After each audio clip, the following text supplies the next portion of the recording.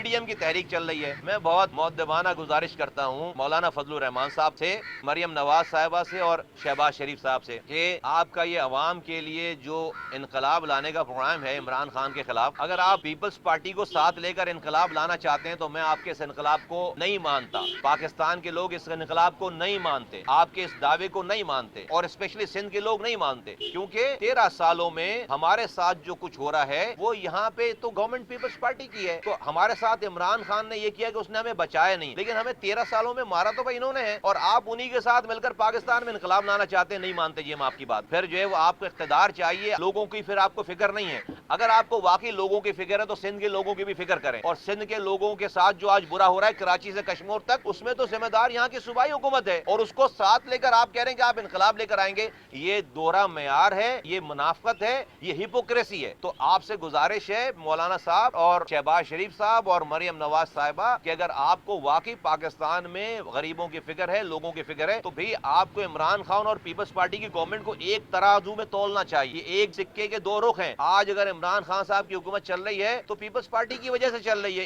1 گھنٹے میں Peoples party چاہے عمران خان کی حکومت ختم ہو جائے گی, کیونکہ وہ اس لیے ختم نہیں کرے گی, ان کو سندھ میں حکومت چلانی ہے. یہاں پر یہ لوٹ رہے ہیں, وہاں پر وہ لوٹ رہے ہیں. تو یہ جو پیپلز پارٹی کو ملا کر انقلاب لایا جا رہا ہے کراچی سے کشمیر تک, لوگ اس کو نہیں مانتے. یہ ہپوکریسی ہے. جس دن جو ہے وہ ان کے خلاف بھی کھڑے ہوں گے, سچ بولیں گے پیپلز پارٹی کے ظلم کے خلاف بھی, ہم آپ کے ساتھ جو ہے وہ شانہ بشانہ آپ کے ساتھ کھڑے ہوں گے.